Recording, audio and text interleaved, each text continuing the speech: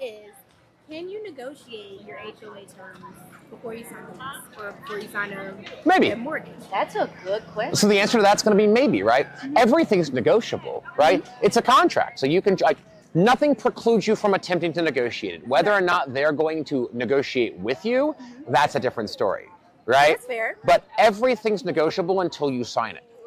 Okay. Right? When you asked your question, I was like, okay, that is fair. They're just enforcing rules. But if you agree to those terms before you sign it. But if there's a way, if they're willing, like, you know how when you're buying a home and you have that kind of period where you either say, okay, I'm going to put down this amount of down payment, or your, what is it called? Is it like the buyer's cost? What is it called?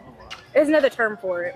Like the closing costs and all that good stuff? Your opening and closing costs, right? Well, there's all the disclosures, there's all the things that comes along with the property, right? Right. But you can attempt to negotiate something like that, but you'd have to negotiate that with the HOA. They'd have to sign off on something, right? So say for example, you want to buy this house and you're a plumber and you don't have a work truck, but you have a regular truck that you have a ladder on sometimes. You could ask them, listen, I want to buy the house, I want to move in, but there's a provision here that says absolutely no ladders ever in a truck. Can I have a ladder in my truck? And see if they'll let you do it. But if they tell you no, you have no way of forcing them to change their rules to make an exception for you. You can simply ask them.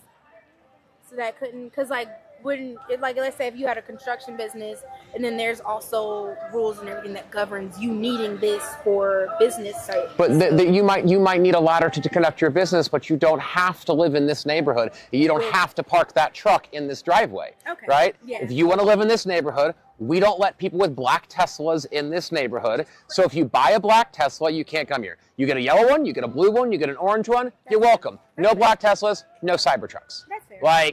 They can make whatever rules they want, right? It's their covenant that they're agreeing to. It's kind of like, the second time I had a conversation about HOA earlier, but the example is, it's kind of like going to KFC and getting upset that they don't have hamburgers.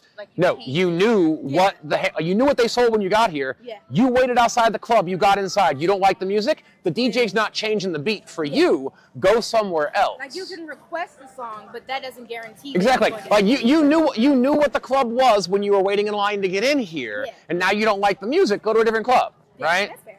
But I like that. everything's negotiable.